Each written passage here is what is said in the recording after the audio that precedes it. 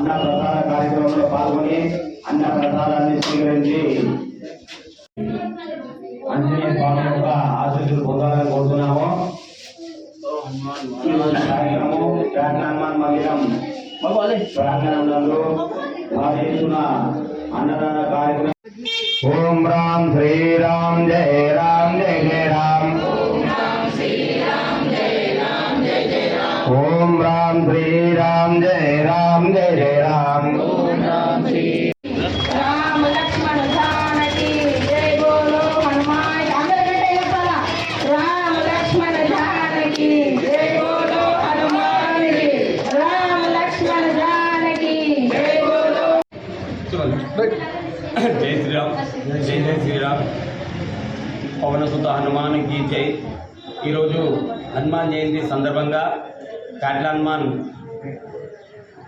ఆలయ అభివృద్ధి కమిటీ ఆధ్వర్యంలో ఆంజనేయ స్వామికి ప్రత్యేక పూజా కార్యక్రమాలు చేయడం జరిగింది. అదేవిధంగా సాయంత్రము 4 గంటలకు పెద్ద ఎత్తున అన్నదాన కార్యక్రమం ఉంటుంది. ఇటు అన్నదాన కార్యక్రమంలో భక్తులు అధిక సంఖ్యలో పాల్గొని ఆంజనేయ స్వామికి కృపకు పాత్రలు కావాల్సిందిగా కోరుతున్నాము. అదేవిధంగా మొన్ననే ఆలయ అభివృద్ధి కమిటీ ఏకగ్రీవంగా ఎన్నుకోవడం జరిగింది.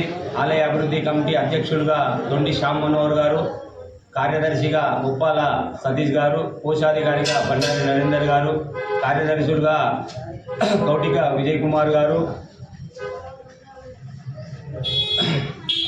రుద్రవేణి అశోక్ గారు, అదేవిధంగా ఉపాధ్యక్షులుగా చన్పాల్ విజయ్ గారు, దొండి దల్లి దేవేందర్ గారు, యాగా శ్రీను గారు ఏకగ్రంగా ఎన్నుకోవడం జరిగింది. ప్రచార కార్యదర్శిగా బొంపెల్లి శివకుమార్ గారు ఎన్నుకోవడం జరిగింది.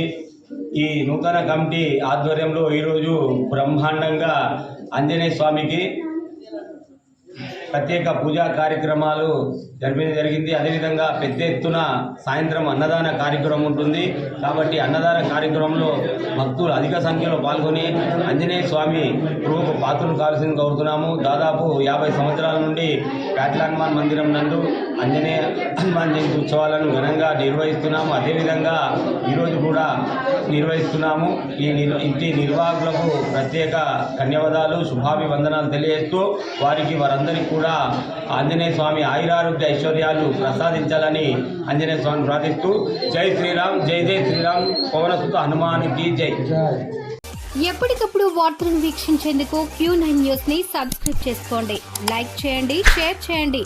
విలువైన సమాచారాన్ని ముందుగా మీరే తెలుసుకునేందుకు బెల్ బటన్ ని క్లిక్ చేయండి.